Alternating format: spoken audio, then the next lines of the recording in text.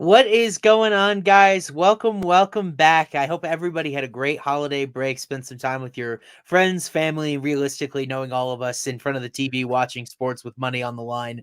If we know what's good for us. I know I did a lot of that. I know Maddie did a lot of that. Enjoyed a break, but Yeah. we were both just talking here before we went live. It is so nice to be back so we can touch base with all of you guys. And a pretty good card this week at the UFC Apex for UFC Vegas 84. We've seen far worse at the Apex. So vibes are good. My friend, the man, the myth, the legend, the long shot legend, I should say, Matty Tanner, stumbling right out of the gate here. Welcome back. How you doing today, my friend? Dude, it could be the worst card ever, and I'd just be pumped that USC's back, honestly. So no complaints for me. There's probably about 4 to 5 good fights on this card that I'm actually excited to see. I think Yeah. it's like a B minus type of card. So I'm pumped, bro. It's finally back. It was been 3. Was it 3 weeks?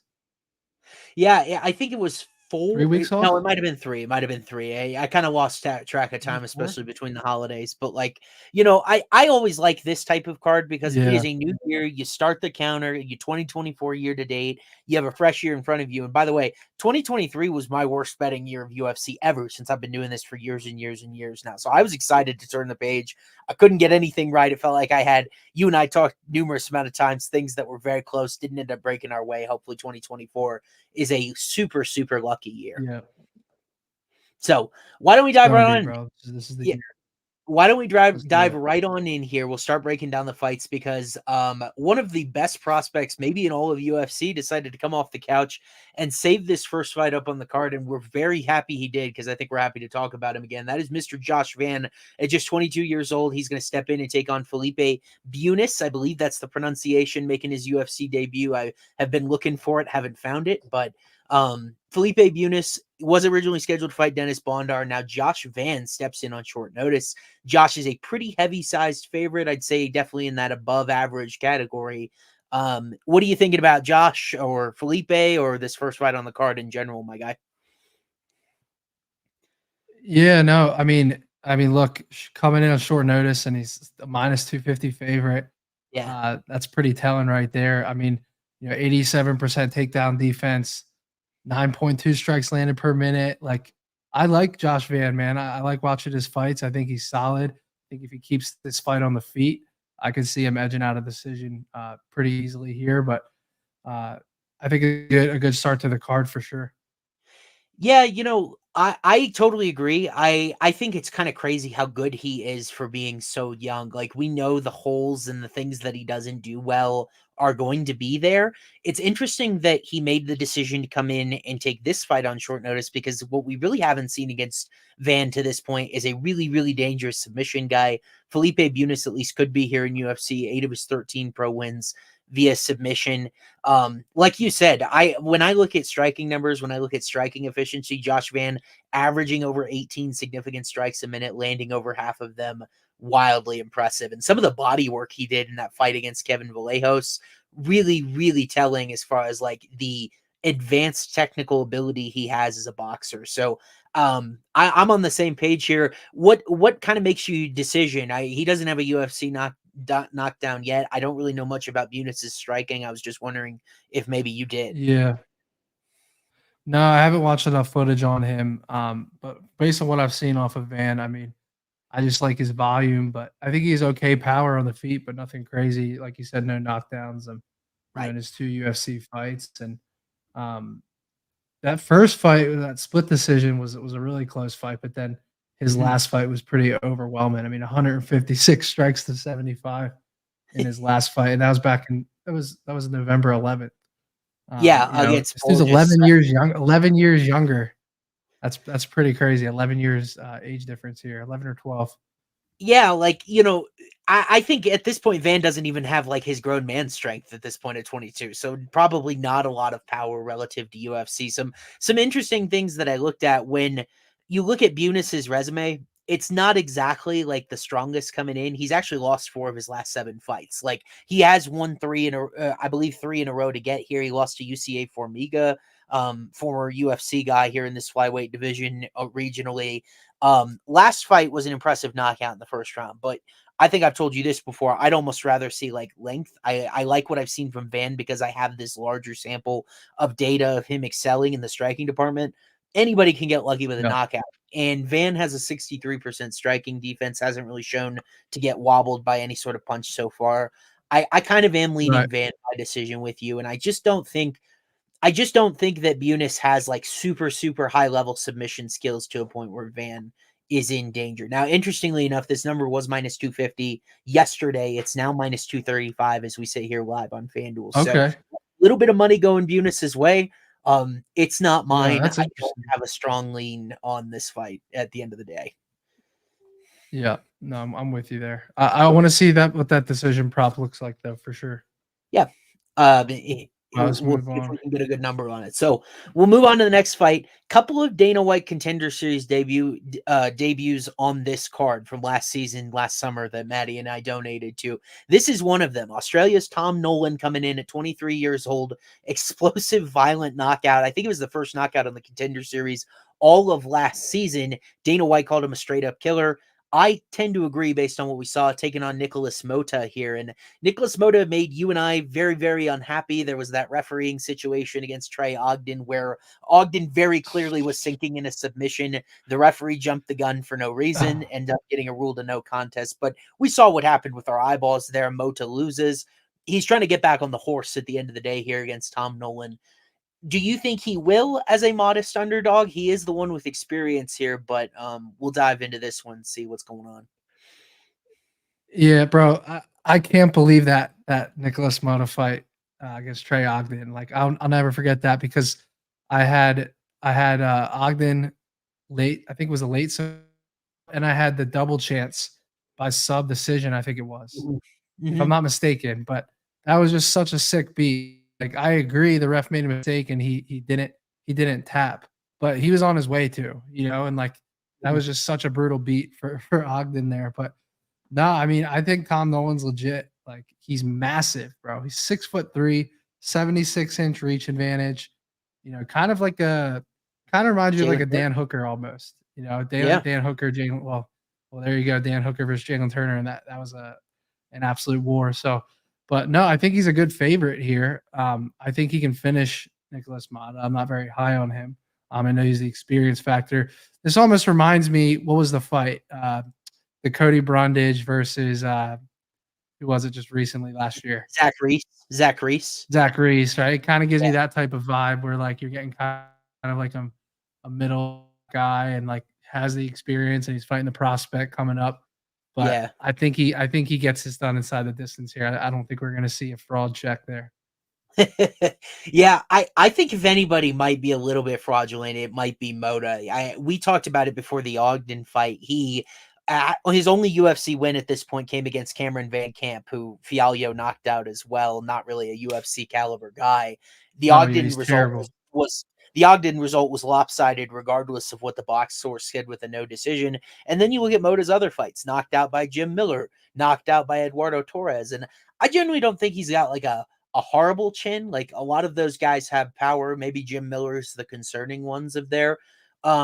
But like at the end of the day, this guy has a negative 1.96 striking success rate, which again, brand new show. If you're joining us for the first time, is something that I reference a lot. It is significant strikes out minus significant strikes in. It is quite literally that simple. It's like a per minute indicator of damage. Motta at negative 1.96 means he's taking a lot more damage than he's giving, and he's not really a good grappler at all. The takedown defense at 82% is fine, but we saw white belt mistakes on the ground against Ogden. We really haven't seen a lot of Nolan's grappling either regionally. He's just been knocking dudes out. So like, I don't know what he brings in that department, but I think he is such a heavy favorite here. He has all the athletic tools, has the power, had the efficiency on the Contender Series. Like this to me feels like a prop up spot for him at Motta's expense, as he's probably on his way out. But like you said, that Reese Brundage fight, I kind of thought the same thing. But there were differences where Reese had a very poor striking defense in his short contender appearance. Tom Nolan at least passed well, above 50%, both striking accuracy and defense. So I tend to feel that he's a much stronger prospect than Reese in this weight class as well.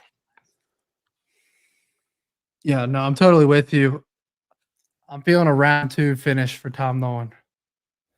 Round 2, interesting. I admit, UFC debut, always a little hesitant. There's actually another fight on this card we're going to talk about. Like, I think a system that I'm going to try to test out and track a little bit this year is both two fighters coming off of knockouts, UFC debuts, see if we can extend some of those totals. Because in general, people like to bet violence. They like to bet round 1. They like to bet unders. That's probably, if we're value betting, we are going to try to look for decision props. I think that might be a good spot by you, Matty. Yeah, do you think Nicolas Motta comes out and shoots a takedown early? No, I just grappling wise, he hasn't attempted to take down in UFC. His regional footage showed that as well, by the way. That's actually why I was on Eduardo Torres a couple fights ago, is that I thought Torres had the grappling upside. Motta's not a grappler at all. This is striker versus striker on paper, and I think Nolan is a lot better at that. Agreed completely. All right, let's move on to the next one here. Am I lagging at all for you? I wanted to ask. I didn't know if we had some I internet think it's me. Yeah, I think it's me, bro. Oh, okay. I'm getting Brad to fix it now, hopefully. Oh, okay. I was just wondering because I'm having an in and out internet connection. I never have a good relationship with Comcast, so it's always possible that it is my fault. But we'll move on to this next fight here. Actually, have the largest favorite up on the card. Jean Silva taking on Westin Wilson. We said this is Jean Silva's official debut. Comes in off the Contender Series, gets a pretty nice decision win over Kevin Vallejos. Pretty violent fight. I was on Vallejos on the other side, so I lost money betting against Jean Silva on the Contender Series, which will always make you remember a guy. It was a pretty sturdy performance. And then on the other side here, poor Westin Wilson was fed to Joe Anderson Brito in his UFC debut. That went predictably poorly. So now we'll see how he does in another appearance against pretty much his debut as well. I sooner call this a debut on debut fight. John is the largest favorite on the card. Not only was he minus 770 when we pulled these yesterday, he's minus 900 now on FanDuel. So he's getting steamed up there into prohibitive territory. No thanks for me as far as a money line bet on such a steep number on a newcomer, but any thoughts about Silva, Wilson, anything going on in this fight? Because I don't have a whole lot, I don't think. Yeah, I don't either. I just have a few notes. Wilson, 69% sub rate, trains a Wonderboy Thompson. That's good. I think he had Joe Anderson Brito hurt, right? I thought it was a sub attempt. Didn't he have a sub attempt that was decently close in that fight, if I remember from watching the tape? Yeah, I gotta go back and watch that one. But Yeah. I'm surprised this number steamed up to minus 900 though. Yeah.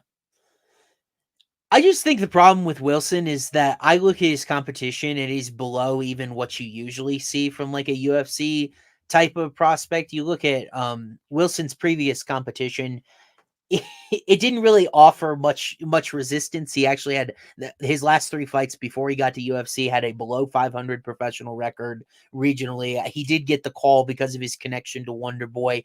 And look at his physical tools for this division: 6'1", big frame at featherweight, 73-inch reach.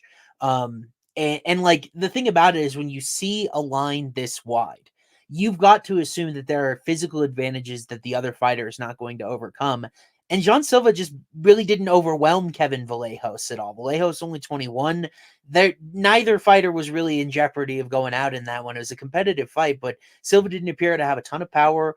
He does have some submission stuff on his record, but like, I don't have a lot to grab onto here, Matty, to be honest with you.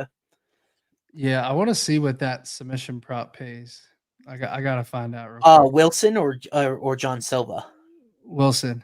Yeah, it is interesting through it. I mean, this is why I don't model newcomer fights, is because at this point he averages 10.3 attempts per 15 minutes because he got one in the brief period that he was in there. But like, Joe Anderson Brito is a killer. You and I were waffling back and forth on him against Jonathan Pierce. He beat Diego Lopez. Like, a lopsided result there does not disqualify someone from being a UFC. It does not disqualify someone from being like a UFC fighter. And like, I feel like the square thing that a lot of people do, they'll throw Silva in there as a prohibitive minus 900 favorite just to get a little extra juice on a parlay.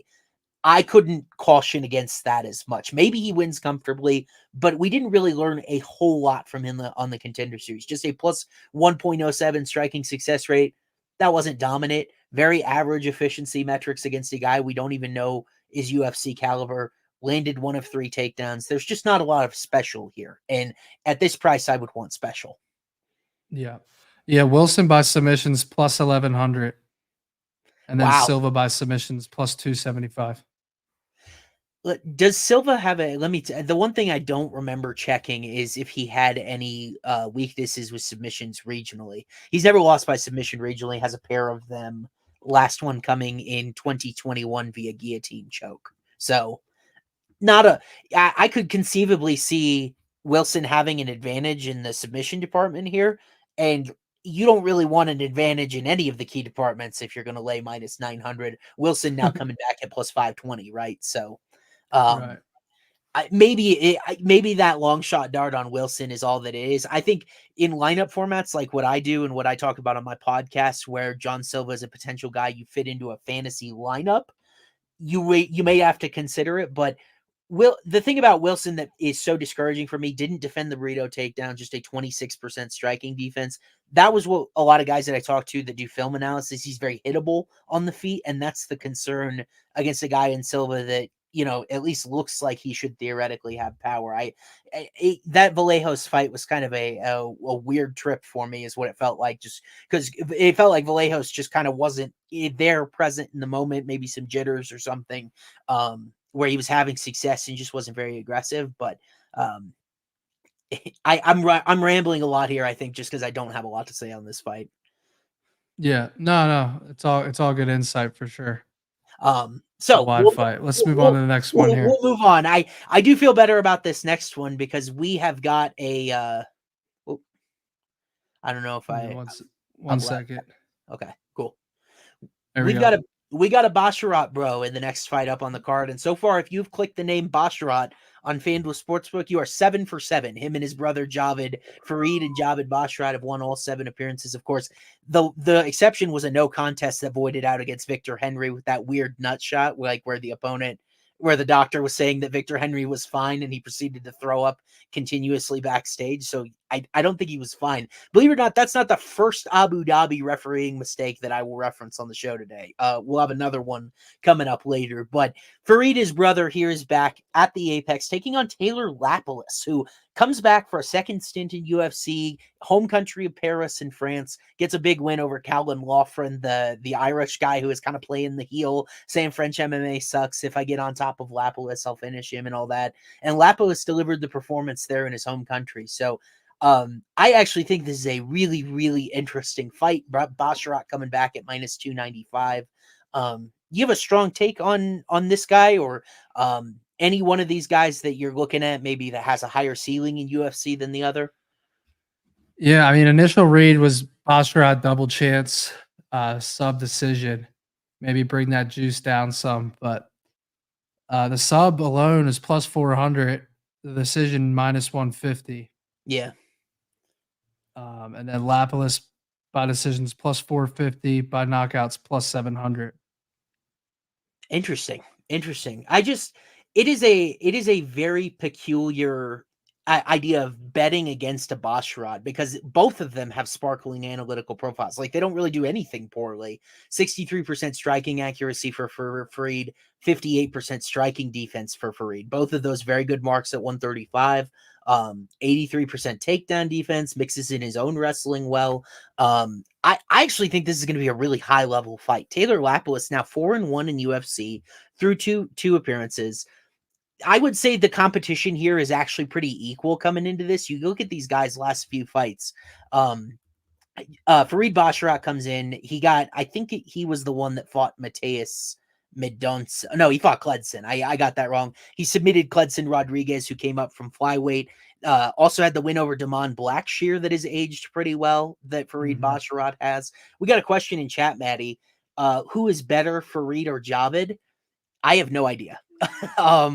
We haven't really seen either of them vulnerable at this point to know where one might slip up. It's like they're like the anti-Bonfim brothers, where we've now seen the limitations of Ishmael and Gabriel. These guys really haven't made any mistakes yet at this point. But I got to be honest with you, I didn't model this guy because I just think I'm going to get a bad result, but I could have based on my 45 minutes of Octagon Barrier. I'm guessing it would have given me betting value on Taylor Lapilus, and I'm kind of interested. Lapilus, 62% striking defense is higher, 81% takedown defense is right in the same ballpark. Like, The difference is that Basharat is historically more efficient, but Lapilus will also have 2 inches in reach here. The level of competition and how it translates is difficult, though. Like Calvin Loughran, a lot of people were high on him entering his UFC debut, but then Lapilus, it still beats a newcomer. It's hard to gauge the level of competition here. But when I look at this fight on paper, I actually think it's going to be pretty close. I actually like Farid by decision if you're going to go for him. I think this one is most likely headed the distance. And do you have a total on this fight yet that's come out? Because we don't have any totals on FanDuel Sports. Yeah, so the fight to go the distance minus 220. I think so. Yeah. That's kind of what I'm thinking, just because Lapilus never finished in UFC elite defense numbers. Like, I feel like Farid ITD might be the parlay squasher this week. And this is a number I'm watching very carefully. It's just something that I noticed last year, and the fight I noticed it on was Puna Soriano and Dustin Stoltzfus.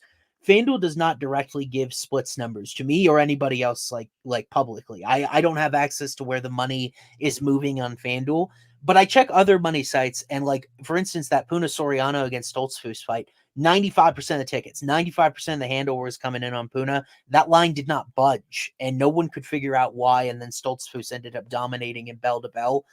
Basharat is getting a lot of the action according to other sources here, and this line has not budged since it opened when these guys were announced fighting.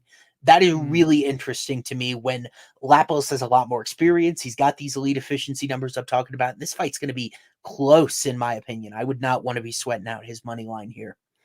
Yeah, so you ready for this one? Yeah. Lapilus by split or majority decision plus 900. I love it. What's does Basharat have a split majority decision prop?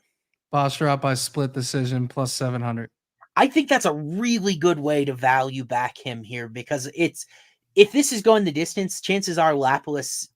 The thing about the Basharat guys, they have a hard time separating. Like, we didn't know how good Damon Blackshear was when he fought Farid, but that was actually a really close fight. And we were kind of wondering if that was more about Farid. Is he a little bit of a fraud? Is it Damon? And we ended up figuring out Blackshear is pretty special in his own right. Yeah. But like, I think Lapilus is too. I was very impressed.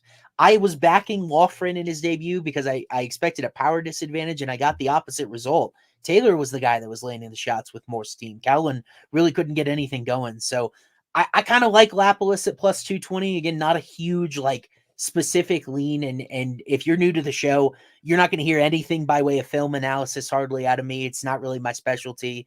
I may not be the best guy to tell you what Farid does better. I just look at the analytics and I look at Lapilus and I see a guy that's probably undervalued at plus 220. Yeah, no, it's definitely fair.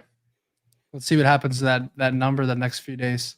Definitely a number I want to watch. And something interesting happened with the number in this next fight up on the card, Matty. It's a fight I've seen. We already referenced in our chat. Marcus McGhee, the Maniac, guy that I've cashed a couple times in on UFC already. This will be his third UFC appearance. Love his gym down in Phoenix, the MMA lab, training with Sean O'Malley. Mario Bautista will get to the gym with Mario later as well. Taking on Gaston Bolanos. It heads up to those that listen to my podcast on Fridays. You get the early lean. This is going to be my fight of the night. I cannot wait for this fight. I think it is going to be a banger between two guys who pretty much are primary strikers. Bantamweight always usually going to deliver. Bolanos coming off a really kind of disappointing debut where I think a lot of us expected him to finish Aaron Phillips back in Kansas City. Never really quite got going, found the momentum, was pretty efficient, but like, we were all hoping for more. Like, Aaron Phillips' lack of offense was more so the reason he won than any sort of thing he did. Really struggled with takedown defense. But the fact both of these guys are fighting strikers, I can't wait to watch this one. I think it's going to be wildly entertaining. So, Maddie, what do you think about Marcus McGhee? Nice favorite. Gaston Bolanos, the underdog here. Should be a great fight. Yeah, I mean, Marcus McGhee's 7 of his 8 fights by KO. Mm-hmm. I'm telling you, this is one of those fights where we do my rule right here. We take the KO guy by submission. Gaston lost twice in his MMA career by submission. I'm pulling up these odds right now. I got to see the number. Marcus McGhee by submission. Plus 275, man. That interesting. I thought we were going to see a much better number. I'm not overly surprised by that because McGhee already has a UFC submission, and Bolanos, you said 2 of his 3 pro losses came via submission, and he struggled on the ground against Aaron Phillips. Phillips controlled him for over 6 minutes. So I'm not overly surprised by that. My question to those betting it, and we got someone in chat saying that's not great value. McGhee hasn't attempted a takedown yet, so it would really more have to be a club and sub type of thing that he got on Journey Newson. Do you really want to have to bank on a club and sub opportunity for plus 275? Yeah, no, it's a good point. I But think in the way- matchup specifically, does he look for the takedown or just more grappling in general? Right. And that's where I usually can get things wrong, where like I can only do my best to guess tendencies. McGhee doesn't have like a grappling heavy profile whatsoever. It's really a striking gym more so with the MMA lab. Think of the guys coming out of there, O'Malley, Cannonier. It's not like a jiu-jitsu gym first and foremost. And like I kind of like McGhee by decision if you're gonna back him here. But interestingly enough, I mentioned the line movement to start. He was minus 295 yesterday, sitting minus 265 on FanDuel right now. So a little bit of coin came in on Gaston on the other side. I get it. I do get it. Equal reach here. Gaston averages about 2 more significant strike attempts per minute. And then Gaston Bolanos' striking defense at his debut was a pretty solid 56%. So Marcus gets finished or gets the finish would be my question. I kind of like Bolanos here, like as a value bet. I'm looking at him, how this fight plays out. It's a lot like that last one with Basharat and Lapilus, where if I think it's going to be close and we're talking about split majority decision, I think he can hang. The biggest thing about both of these guys, their competition sucks in UFC. Journey Newson and then Marcus McGhee, JP Bays, and Journey Newson. Like those guys stink, and they're out of UFC and they're cut from UFC. And then on the other side, Bolanos got Aaron Phillips. So we really don't have like a bona fide quality win to latch onto with either of these guys. I'm not surprised to see McGhee such a heavy favorite because like a huge upset win in his debut, emphatic knockout first round in the second fight up. So I get that. And Bolanos was favored. Bolanos, I believe, was like minus 150 to win inside the distance against Phillips. And he let a lot of people, myself included, down by not finding the finish there. It felt like he was playing with his food a little bit. So I think Gaston is at least worth a dart here when we know so little about these guys. Yeah, one thing that's interesting, the fight to go the distance is about 2-1. And you got a guy, the McGhee, 7 of his 8 wins by KO, and Gaston, what was it? I think 5 or 6. I don't know, 6 of his 7 wins by KO, and you're only getting 2-1 on the fight to go the distance. Interesting. That's just really weird. Like, because I would agree that Bolanos is a net zero grappler. Like, if this hits the mat, McGhee is very live for a submission. We saw his skills to get on the back, get a rear naked choke against Journey Newson. Like, I feel like much more comfortable that he would have success there. I thought about the submission prop just like you did. I just don't know if he's going to go there by his own volition. And he would not be the first fighter that I think took the optimal game plan. Like, you and I talked about this, I think, last year with Anže Lusa, right? Like, we were wondering, was the sub in his kit? And you literally texted someone from his camp and they said, no, it's not really in his kit. I would love to know that about Marcus McGhee's wrestling here. If he's got a double leg, if he's got a single, if he's got a trip, and would go for it in this spot, because Aaron Phillips had a lot of success with that. I hope this is a war, because I think it'll be the most fun version of this fight. And if it is, I think Bolanos might be just a touch undervalued here. I like it. Let's move on to the next one. We will move on to the next one. And this is, I am so happy to get your opinion on this fight, because it's been driving me nuts all week. I feel like I'm falling for the cheese sitting on the rat trap, and I'm about to stick my nose in there and end up getting stuck. Matheus Semelsberger here, UFC veteran. We've seen Semi the Jedi. I would more appropriately name him Semi Truck, because he's got a boatload of knockdowns with UFC. Stepping in on short notice to face Preston Parsons, a guy that has a pretty good win over Evan Elder, even though Elder is a lightweight. He's a welterweight, so the weight class doesn't exactly translate. Close fight with Trevin Giles last year on that same Kansas City card I referenced earlier.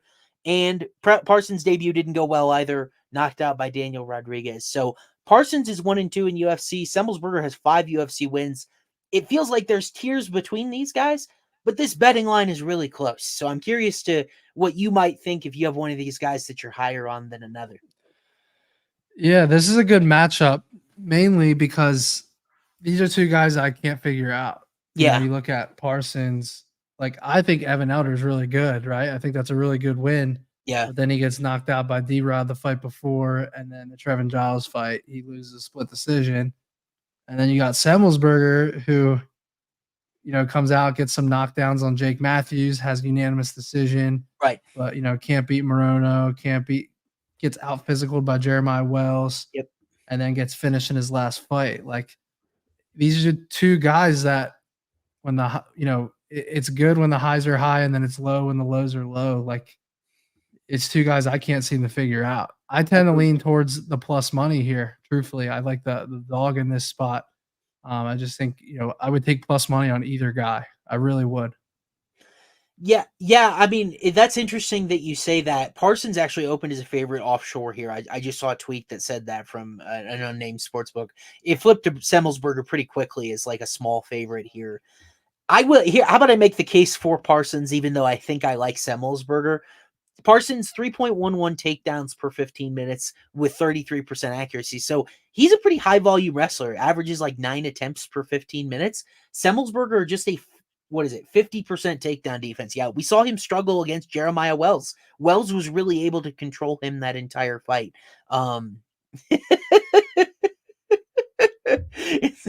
Sometimes it's not what you expect it to be.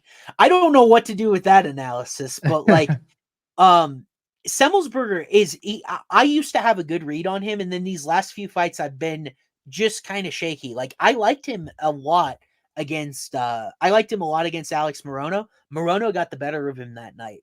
I liked Jake Matthews quite a bit against Semelsberger, and Semelsberger was able to drop Matthews 3 times. We've seen his chin be a little shaky. Thought Semelsberger was a good bet against Jeremiah Wells. He actually hurt Wells pretty early in that fight and ends up getting dominated in the wrestling. And then I liked Medic against Semelsberger, and Semelsberger ended up losing that fight as well. I think his striking might be a little bit overrated. Just like, it feels very basic, very fundamental. Like, I don't think that there's a lot of nuance behind it. The good news for him, Preston Parsons, pretty poor 49% striking defense. And it's not like Daniel Rodriguez is the most layered striker either. He's got a jab. He's got a 1-2. Like, D-Rod is just in your face, and he's one to take one to eat one. I think the question is, does Semelsberger knock him out? Or is Parsons able to just melt Semelsberger over time with his wrestling? And I think that's why this line is so close. I feel Semelsberger in a vacuum has a lot more power than Rodriguez. So I am in general going to take Semi to find a way. It could be similar to how Semi's fight against AJ Fletcher looked, where Fletcher was able to have some success wrestling, but it was a 29-28 decision because Semelsberger landed the harder shots, was the one trying to strike. That's why Parsons lost against Trevin Giles. He just wasn't mixing in enough strikes with his cage control, with his takedown pressure, things like that. So I like Semi, but I also feel like I might be, like I said, taking the cheese from the rat trap a little bit. Yeah, no, I'm with you. I think there's a ton of value on Parsons by decision. Yeah. Right now on the offshore, I'm seeing it at plus 400. Wow. Look at Semelsberger, like, he doesn't really get finished, right? Out of his 6 losses, 4 by decision. Yeah. Right? I just think that you're gonna get 4-1. Yeah. On a small dog to win in the way that the favorite usually loses when they lose. I just love that number, plus 400. That's going to make my card. I think that's a good number. That's the way. What I feel Parsons' win condition is, because Jake Matthews didn't sub Semelsberger, Jeremiah Wells didn't. I'm slipping on some names here. Morono, you and I both love his grappling, didn't. Like, do we really think Preston Parsons is going to be able to do that? I think Parsons wins this with control time, with pressure, with high volume takedown attempts, and Semelsberger is not able to get him off him. Interesting caveat to this fight, Semi stepped in on short notice intentionally to face Parsons. So a little weird when I don't think it's the best matchup for Matthew. So did Bryce Mitchell. That's true. If Bryce Mitchell, I still feel like Bryce Mitchell would have had a good time in that fight if he didn't get absolutely sent to the shadow realm. So it is. I think that was my worst bet of 2023. Bryce Mitchell by decision. I don't know. I mean, like, those type of knockouts happened. The thing that I wish I had paid attention to, Matty, Josh Emmett shaved the beard. If I was getting vintage Josh Emmett, if I knew I was getting vintage Josh Emmett, it would look the exact same as it did in 2018. I probably would have Yeah. been on the other side. I didn't pay enough attention to the facial hair, and I will be better for all of the people in our audience. So, a split fight, interesting matchup. Think both guys can win that. And maybe we watch a little bit how this line moves, watch a little bit more tape. Semelsberger is a walking red flag. He's really hard to bet on. I think that's the end of the day, the conclusion. So let's hop over to the. I can't be talked out of it that Preston Parsons by decision. That number is too juicy. I might bet Semelsberger. I don't like doing this often, but Semelsberger round 1 KO, Parsons by decision. I think that's like the two-pronged outcome that I see in this fight. So I might bet both, depending on what number I get on Semelsberger. If he's only minus 138, I think I'll get at least 3-1 on round 1 KO. He's not that big of a favorite, so hopefully that translates well when it drops on FanDuel on Friday. So we'll move on to the featured prelim. I think this will be one that Maddie and I actually have plenty of conviction about. Thankfully, we get a little bit of a break here. Waldo Cortez-Acosta taking a... Oh, sorry. I'm having technical issues. There we go. You're good. Waldo Cortez-Acosta, Salsa Boy, is back. He is taking on Andrei Arlovski, the UFC heavyweight champion from 2006. Still going strong at age 44. Shout out to Zane Simon of the Bloody Elbow. We were like, why is Arlovski still fighting? He's actually raking in 6 figures for every fight because of the UFC's new tenure program. So, like, the dude is getting paid a lot to get knocked out recently in 2024. So, kind of understand why he's going in there for the money. It's pretty good money that he's getting every time he steps in. This is a tall task for him against Waldo Cortez-Acosta. I would love to hear your Andrei Arlovski argument if you got one, but I don't think you do.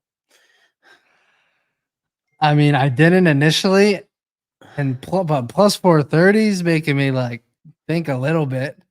Like, it's still Andrei Arlovski. I know he's like a grandfather now, but my God, plus 430, Cortez-Acosta.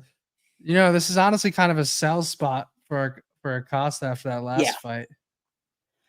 Well, dude, I've been looking to sell Waldo for a while. Like, I thought Brzeski, because of the volume that he showed against Martin Budai, was a decent bet against Waldo. That ended horribly in a matter of seconds. I think Waldo showed okay in that Marcos Rogerio de Lima fight. I was pretty big on de Lima there. I was actually sweating that ticket a little bit.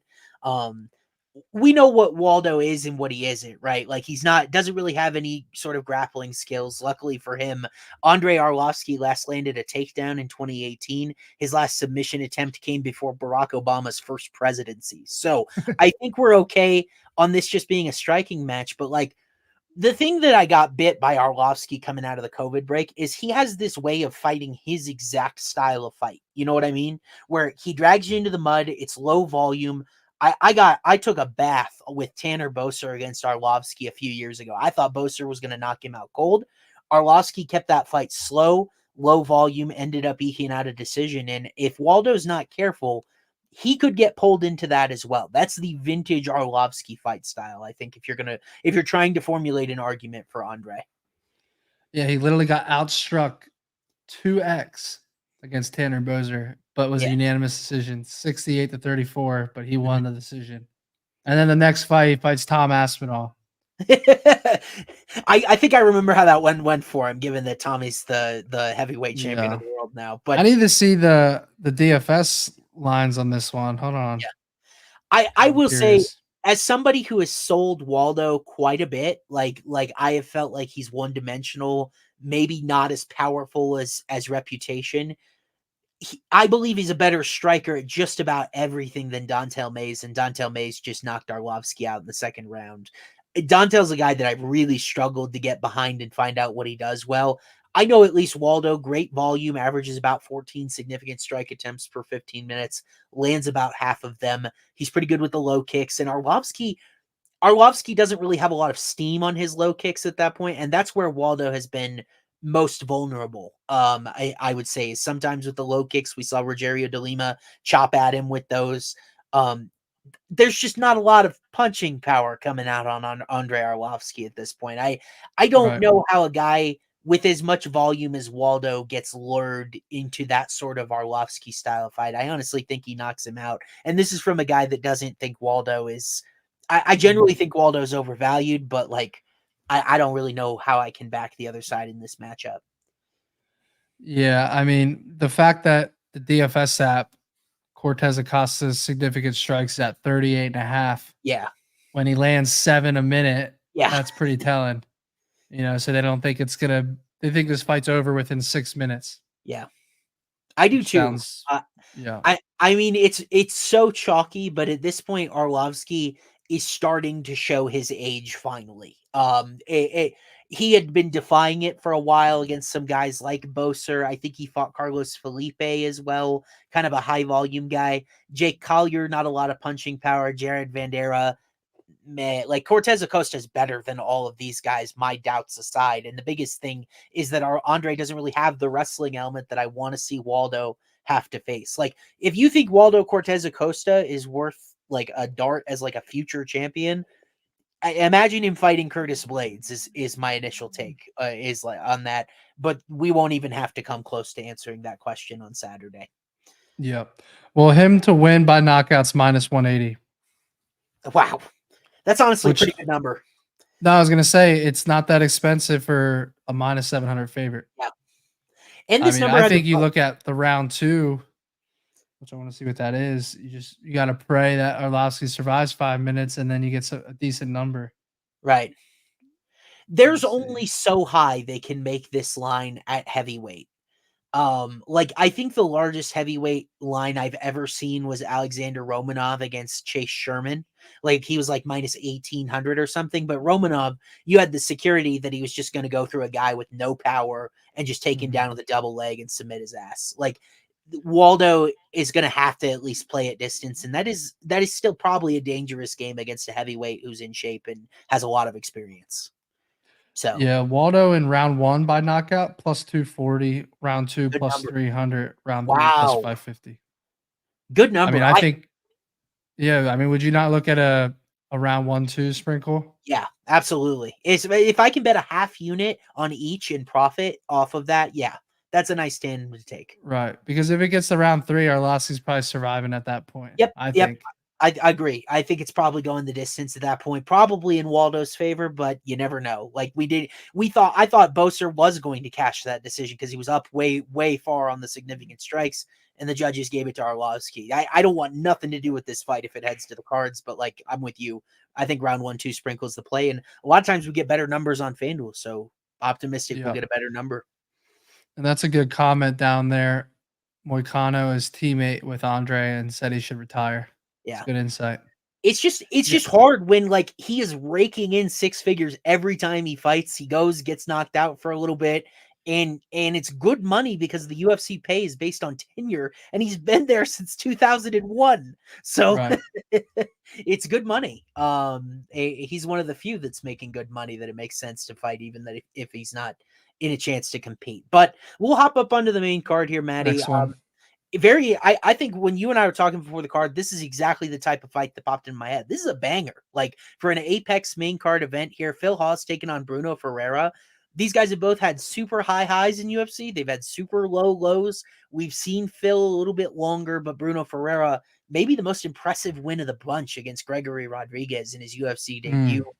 This is a pro RoboCop podcast. I think both of us are comfortable saying that. So that was an impressive dub. It'll be a very impressive one against Phil Hawes too. Tight betting line here. Who you like? This is one of those fights where I want to just hammer a violence bet, but it's just it never ends well when you want to do that, and especially if it's juicy. Let me take a look. But no, I think Phil Hawes overall is the more skilled guy. I just don't trust his chin anywhere near as much, and that's the challenge. Matty, you and I have spent too much time together because I have exactly in here that I said, let's see here. Phil Hawes is simply the better fighter everywhere from an efficiency and volume perspective, but his chin concerns explain the line being as is. That's an exact verbatim sentence I have in my notes there. So you and I are on the exact same page here. I think this is a good price for chin concerns. And it's actually getting better. Phil Hawes is now plus 102 instead of minus 106 yesterday. So a little bit of money coming in on Ferreira. Like, I agree with you. I think it's just a chin check, right? Like, I think Hawes is the better wrestler, probably the better technical striker. Really lands 59% of his significant strikes. He's very accurate. He was in that fight with Ikram Aliskerov until Aliskerov just turned his lights off. Like, that was a really competitive, close first round until Ikram landed that super punch that has now sent him toward the rankings. I I feel like Ferreiros was a little bit more lucky. I know that's unfair a bit to say, but Rodriguez, if he has a weakness, RoboCop does. Chin a little high up in the air, striking defense isn't perfect, and I think Bruno caught him. The problem is I don't know what to do with his last fight because I still don't know very much about Nursultan Rozaboyev. I don't really know a lot about him, and I thought Rozaboyev was kind of a lay and pray type of submission guy, and then he ends up and starches Ferreira standing on the feet. So like does Ferreira have any chin weaknesses? The biggest thing is this fight is what I wanted to talk about earlier. I actually do like a decision goes the distance type of prop on this fight. Both of these guys coming off very violent knockouts. Maybe you're a little bit more trepidatious.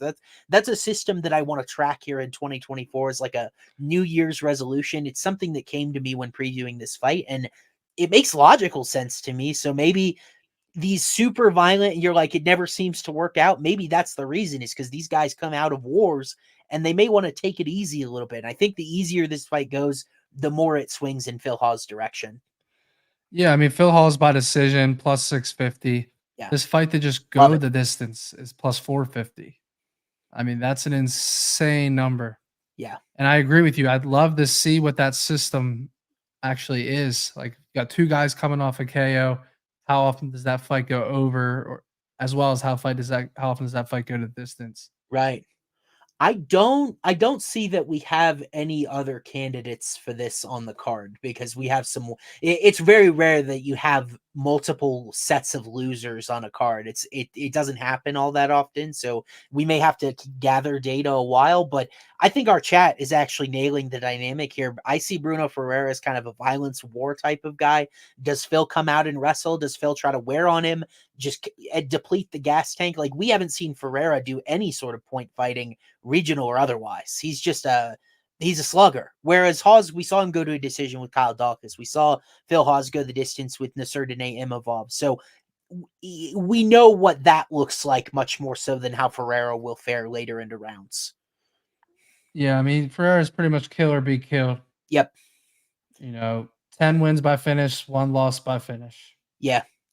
And even though Hawes got Jacob Malkoun, I believe, knocked him out in his UFC debut, I don't really see him as a one punch and go power type of guy. Do you? Say it again.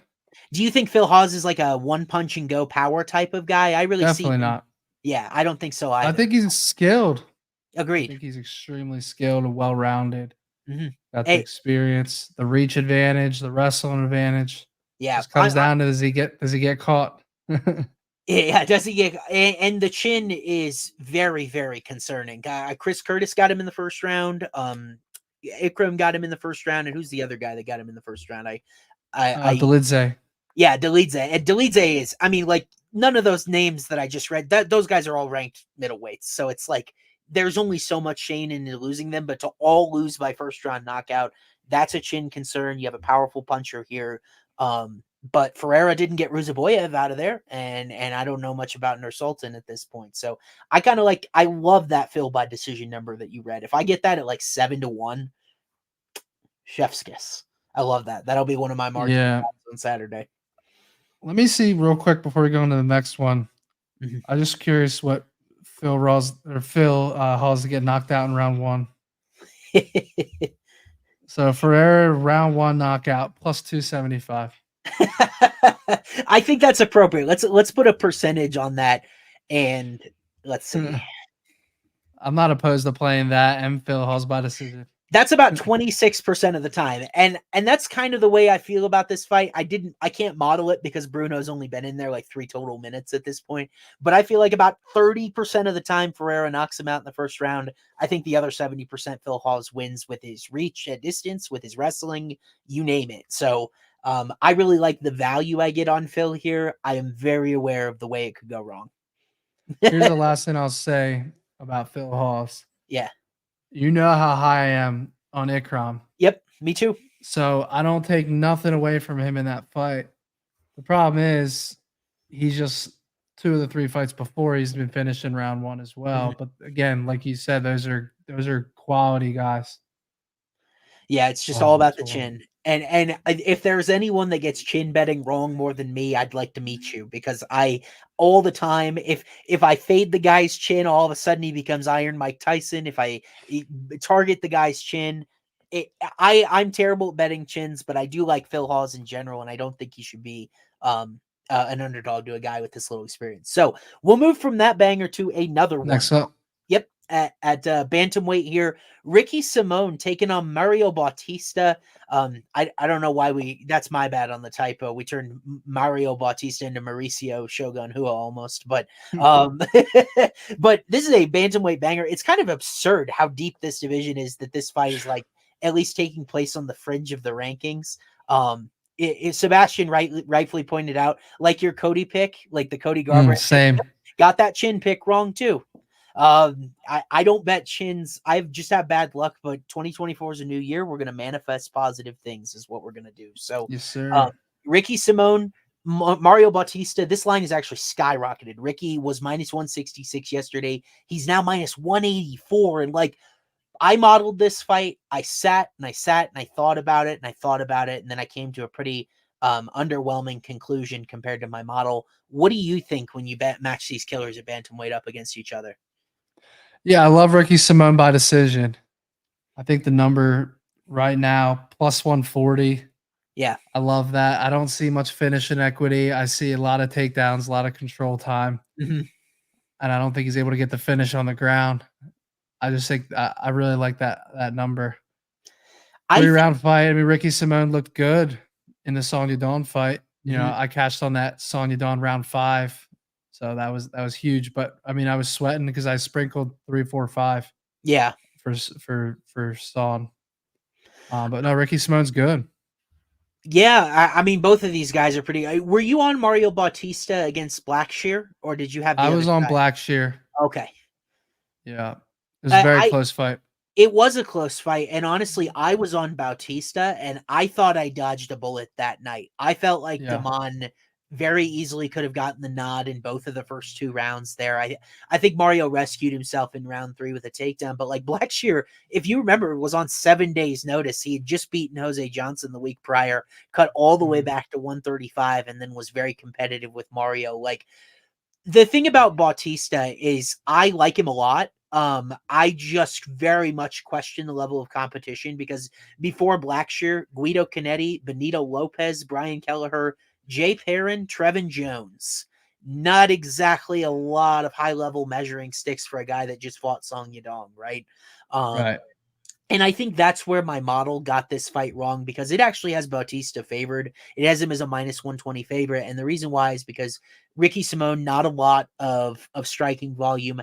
Actually, not a lot of submission volume, oddly. He has only attempted 4 UFC submissions. He's converted 3 of them. That's a pretty unsustainable rate. One against Merab. Yep. 2018. Yep, in that controversial finish right at the bell between Merab. Like, the thing I don't think it understands about Simone is he is an outlier 1 of 1. Well, maybe 2 of 2 because Merab is a totally different beast when it comes to wrestling here at 135. Ricky has pretty much dominated everyone except Song Yadong in that regard. Anyone that was unranked, and it's not like I have to think very hard about the takedown success against Bautista because Damon Blackshear landed 4 of 7 attempts on Mario, and Mario is just a 56% takedown defense overall. Like, I think Mario's BJJ is good enough to keep him from getting finished here, but I'm on the exact same page as you. I think Simone's just going to be too strong, too relentless with the takedowns, and he doesn't really get tired from the high volume of attempts, right? I felt maybe this is misguided, but I think Song Yadong was better than Mario Bautista, and I thought Jack Shore was better than Mario Bautista. And all of a sudden, you get Mario in this fight. I think he's going to have a hard time stopping the takedowns. Yeah, for sure. Let me ask you a question because I'm with you. I like Ricky Simone by decision, but yeah, I know he hasn't been submitted in the UFC. I need to check in MMA, but Mario Bautista by sub. There's a ton of wrestling attempts. Yeah, could be a long shot one here. That's true. Maybe he gets like caught in a guillotine or something, but like that's in Simone's office. I'd be a little surprised. Now, Yeah. Ricky is very much prone to the dumb moment. You remember the Uriah Faber fight? Like that was supposed to be Ricky Simone's first arrival into the UFC rankings, and Uriah Faber knocked him out cold when Uriah had been retired for a few years. I I generally don't like guys that are super one dimensional because it's easy to see coming and stop it. But like Mario's takedown defense woes and his submission, Mario has a submission in 3 of his last 4 fights. He's won 3 of his last 4 by submission.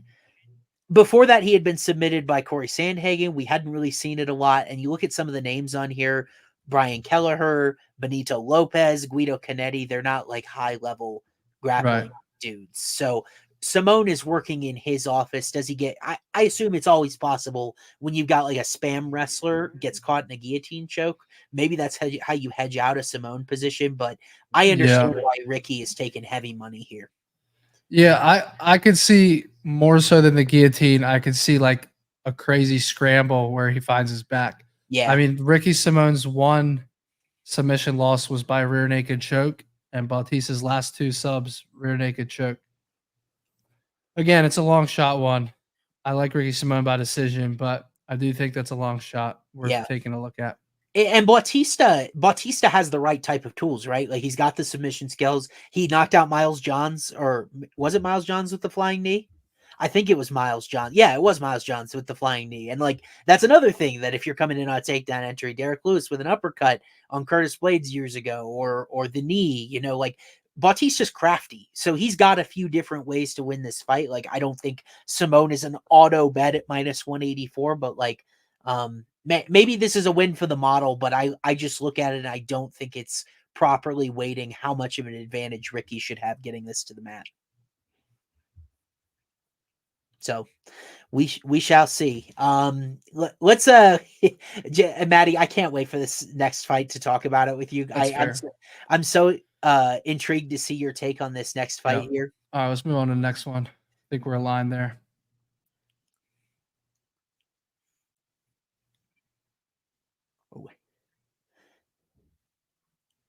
Is it I mean, it could be my internet. That's always possible. There we go. Gabriel Benitez, Jim Miller. We got an old dude fight, a little tune-up for Jimmy Miller here before UFC 300 in a few months. He's going to fight Gabriel Benitez at lightweight. Kind of an old dude fight. It was a pick'em yesterday. It's moved a little bit in Jim Miller's direction, but like we kind of know what we're getting from both of these guys. They're veterans, you know. I've backed them. I've actually been very profitable on both of these guys, oddly. It's really weird. Like, I wouldn't have guessed that given their up and down level of competition, but we'll dive into some of that. 40-year-old in his prime, Jim Miller taking on Gabriel Benitez here, bud. Do you have a specific lean with this fight sitting at a pick'em right now? Jim Miller by brutal knockout. And then he turns around for UFC 300. I'm calling it right now. I certainly think that's his plan, right? It's got to be. He doesn't want to take a lot of damage, risk missing that. What is it about knockout with Benitez? Like the chin issues we've seen from him at times? Yeah, I mean, 4 of his losses by knockout. I think it's more about Jim Miller, bro. Yeah. Late surgence in his career as he's gotten older has found his power. Look in the last fight, I know as a scrub off the couch or a rookie prospect, whatever. He's confident with his hands right now, bro. He's fallen in love with his hands. I will say I did get burned. I had at circa a couple years ago. I'll never forget this. I had a 2-leg parlay with Andre Muniz by decision over Uriah Hall. Yeah. Plus 800 on circa. I parlayed that with Jim Miller by KO over Cowboy Cerrone. Really? And he subbed him. And I lost the second leg. It was a huge payout. It was like 1,000 to win 20,000. Yeah. And I lost on the second leg. This is right after Cowboy's chin has been gone. He's been knocked out by everyone. I was like, Jim Miller is going to starch him. He comes in and guillotines him. So the risk is there. I like Jim Miller inside the distance. I think that he finds the KO, though. Can you snag a total on this fight? Because I am curious I really had no idea when I was modeling it what to expect, and I got an odd result. So I was just curious what your, because I've got this fight 65.2% to not go the distance. It's my model's giving me violence, which I don't mind at all. Really? Yeah. I thought that was a little surprising too, just because a couple class vets of the game. But I mean, Miller has been killer to be killed for quite a while now. When you look at his recent results, yeah, I'm only trying to 2 pull it up. decisions in each of these guys' cumulative last 10 fights. So last 5 apiece, only 2 total decision results. Mm-hmm. Let's see. Both were losses, oddly enough. I got to be honest. While you're looking, I got to be honest with you. Jim Miller's one of my favorite fighters in UFC. Like I mentioned him on my very first podcast I did for FanDuel. I deserve to be booed by the chat because I like Gabriel Benitez in this fight, and it makes me sick to my stomach because I love Jim. I don't think it's a great matchup for him. First thing that I dove in and noticed, Jim Miller 2-7 against southpaws in UFC. Gabriel Benitez is going to be coming out of the left-handed stance there, so that's kind of interesting. And then the second thing is I just feel like Gabriel's been fighting tougher competition, as both of these guys have been kind of up and down. Like Miller is 5-4 in his last 9 fights. You look at Benitez, he's lost 4 of 6, but you look at who Gabriel's lost to: David Onama, Billy Quarantillo, Omar Morales, and Sadiq Youssef. There's not really a horrible name anywhere in that group. Like as a favorite, the Gabriel Benitez Billy Quarantillo fight was one of the most violent fights I have ever seen. Like Billy absolutely mauled Benitez until maybe the end of the second round when Gabriel probably ended up quitting, but I don't blame him whatsoever because it was a one-way Billy Q killer cardio session. Benitez higher striking defense than Jim, 65%. Both of these guys land exactly 41% of their significant strikes historically, but Gabriel offers about double what Jim does: 11.7 for Benitez, 6.9 for Miller. So higher volume on the feet. I think the question is, does Miller go to his wrestling? Because Benitez only has a 58% takedown defense, but a lot of that damage was done against Quarantilla. I don't know how good. You said Miller fell in love with his hands. We talked about Arlovski as well earlier. Wrestling is really the thing that is hardest as these guys age. It's hard to continue to wrestle like that up in advanced age. You could probably box forever. It's the wrestling that's hard. So I don't know what approach Jim takes, but I think Gabriel Benitez ends up winning this fight. I don't know how I feel about my model saying violence, but I've got Benitez at -110 with no vig. So Benitez -110, Miller +110 is where I'd set this line from a probability perspective.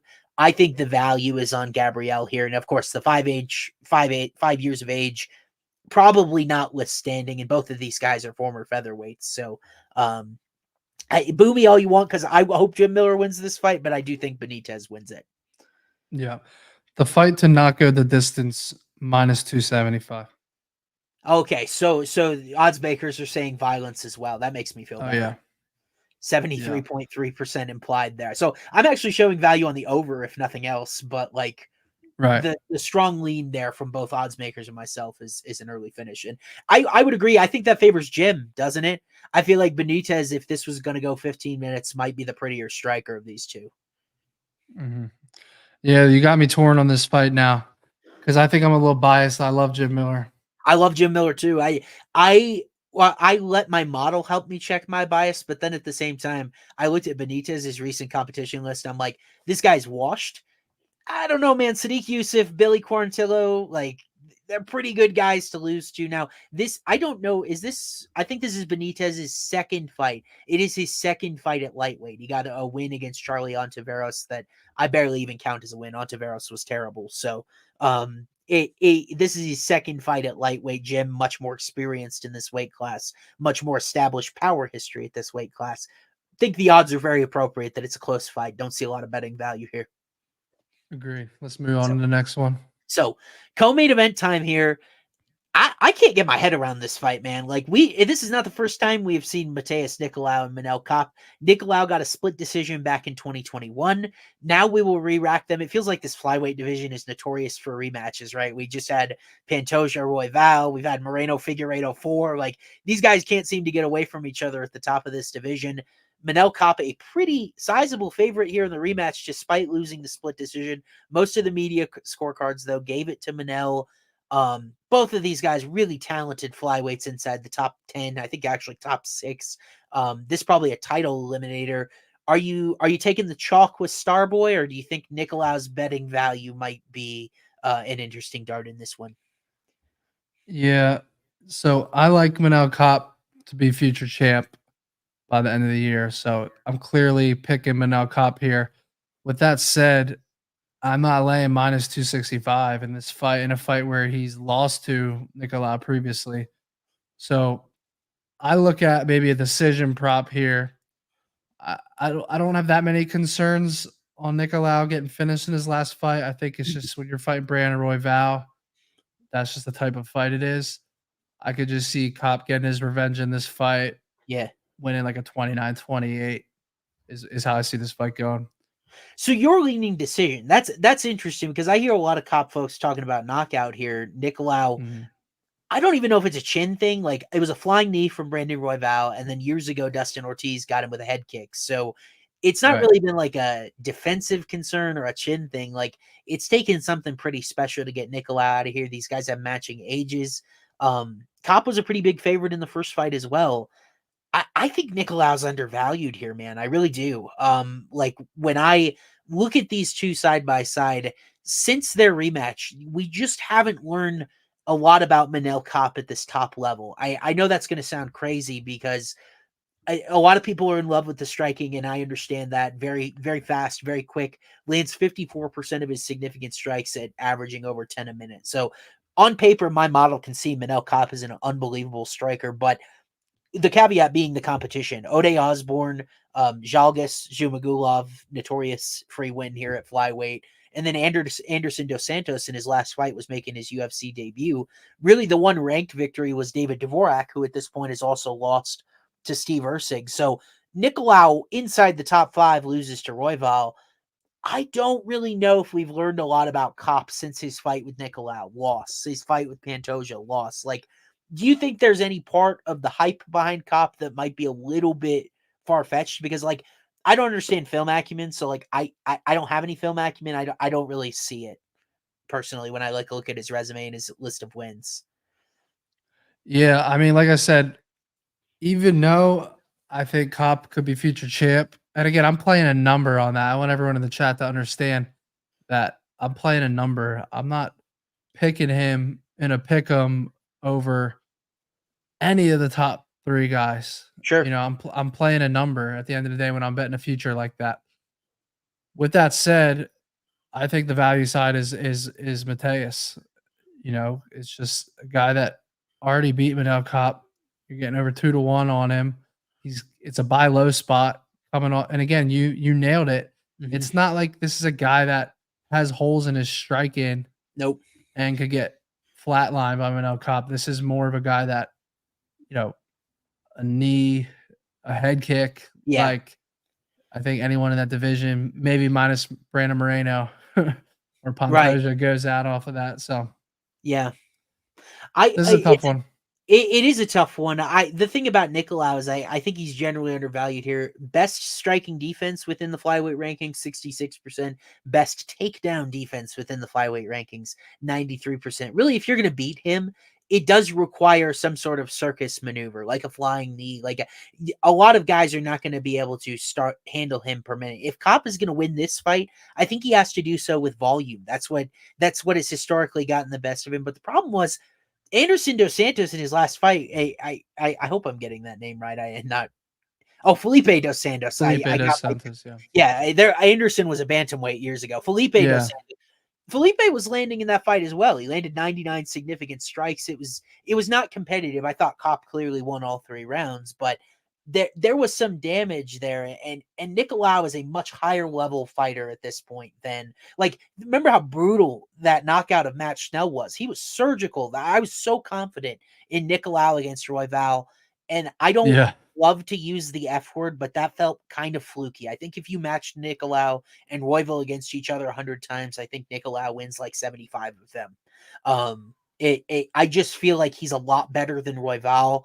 And I just don't know if I feel good putting Kape on that level yet, based on who he's fought. He lost comfortably to Pantoja. It was not quite as close as Nicolau in his fight. And then it was a split decision between those two where he was the prohibitive favorite. So maybe the media a little biased to the guy who was supposed to win. You never know how those media scorecards look. From a model perspective, I've got Nicolau at minus 140 here. So I've got him favored. The key attributes there, Nicolau, much higher level of competition. How about this? Also leads flyweights rankings with a 2.16% knockdown rate. Matheus Nicolau does.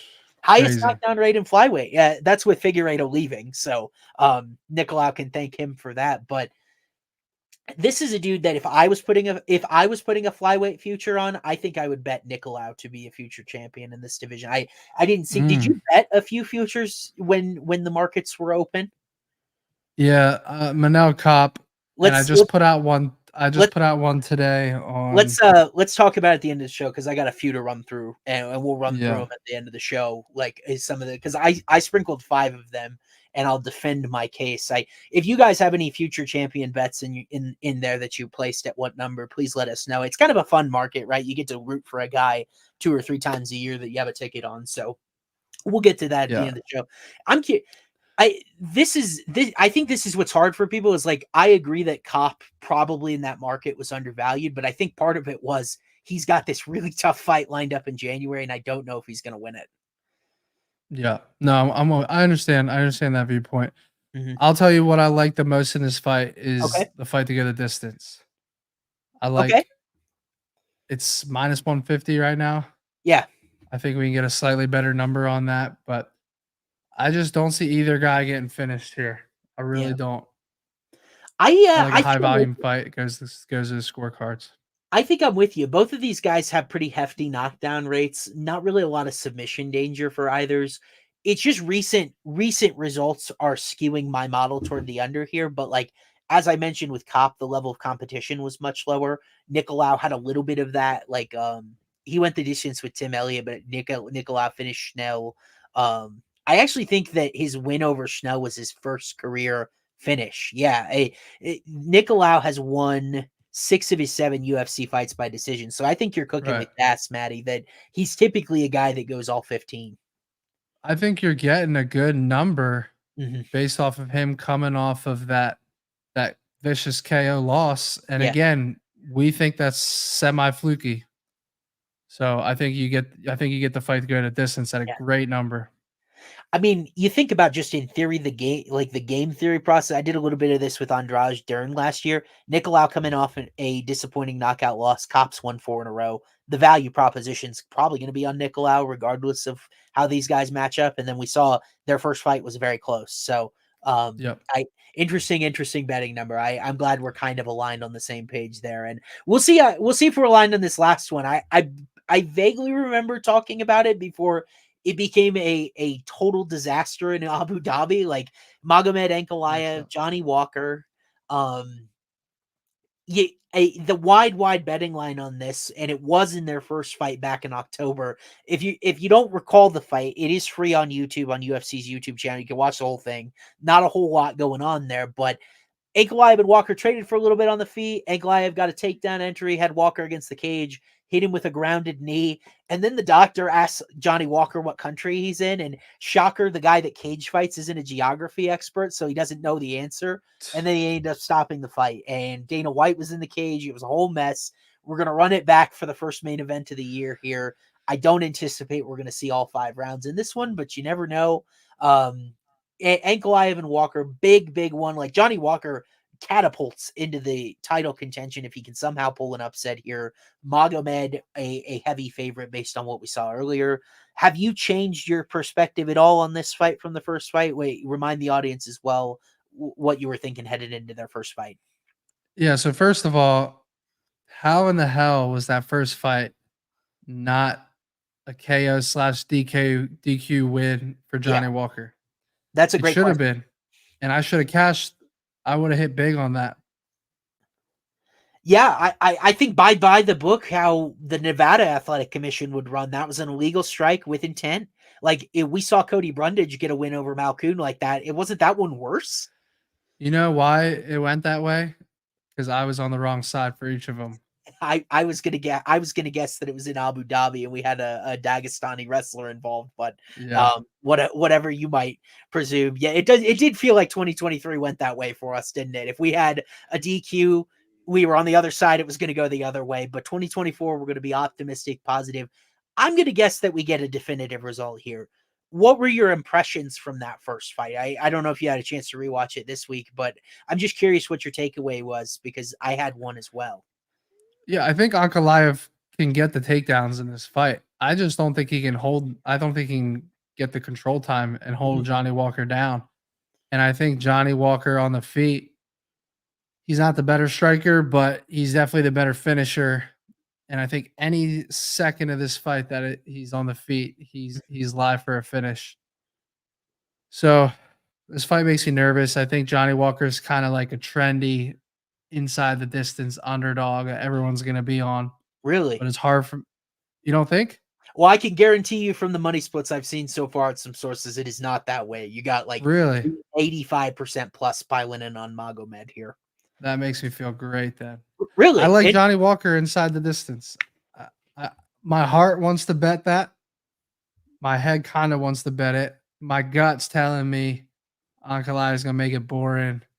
But I don't know, man. I'm torn. I'm torn. I think I'll end up betting Johnny Walker inside the distance. Right. I'm just so intrigued by this new version of Johnny Walker that goes the distance with Anthony Smith, like showed submission skills against like is Johnny Walker all grown up? Has he actually rounded out a little bit of an MMA skill set? Because before this was a very easy pick. The thing that always drives me nuts about ANKALAEV, and I think I said this on our October show, he just doesn't separate from anybody. Like he's drawing with Jan Blachowicz because he was just getting his leg kicked the entire time. Wasn't really doing a lot with his wrestling to a point where I think one judge gave Jan a round that he spent most of on bottom. Like ANKALAEV just is not very active offensively, and it's really hard to pull away with that the case. 4 of his last 5 fights have gone to a decision. Given that he's not getting much attention, I'm with you. I watched their first fight. It was honestly pretty close. I don't think we learned anything definitive about these guys. In fact, your guy Hayjive tweeted out, I think if it wasn't today, it was yesterday, Johnny Walker was very close to that flying knee that off the little possum attempt that he was trying. If he had landed that, it would have broke the internet. So, Oh my God. I can't imagine you guys, if you understand like the implied probability behind betting here, Walker coming back at plus 350 on FanDuel right now, he's being given a 22.2% chance to win. It should not be that small against any light heavyweight on the planet just because of the power and the physical tools this dude possesses. You throw in the fact that ANKALAEV doesn't put a lot of offense out there. He's never attempted official UFC submission attempt.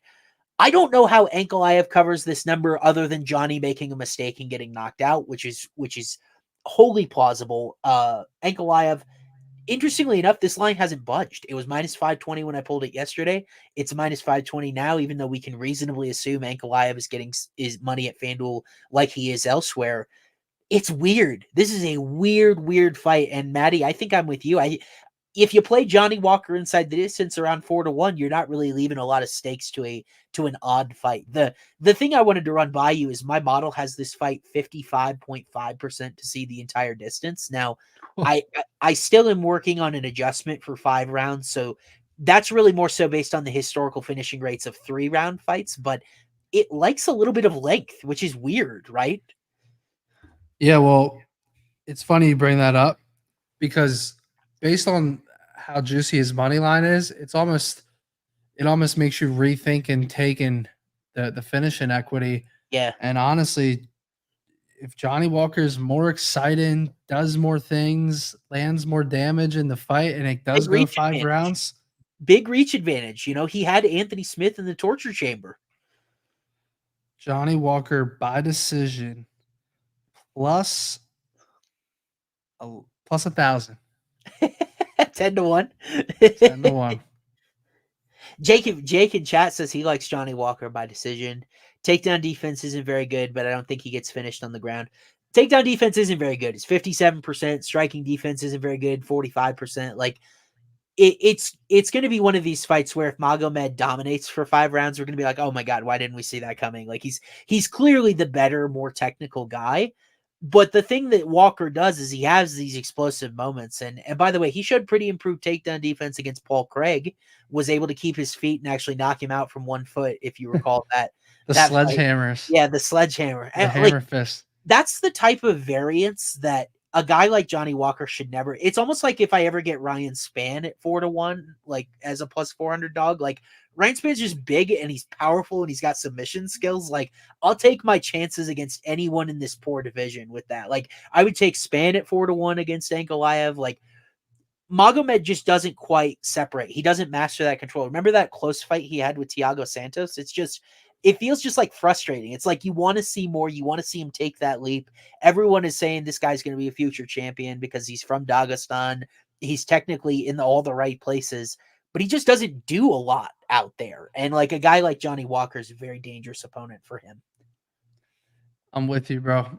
Yeah. I hate to say it, but like, I hate how you said Magomed could just come out, win a 5-round decision, because my gut tells me that's what's going to end up happening. But yeah, I can't not bet Johnny Walker here. I just can't. His odds are too good. If it's one of those things where like if it's a trap, then take the money. What's ANKALAEV sportsbook? Just take what's ANKALAEV by decision? And then my second question is, would you want to be sweating a full unit on that for whatever it pays? Because it's going to be a sweat for a while. Yeah, 25 minutes of sweating a decision with Johnny Walker in there. Yeah.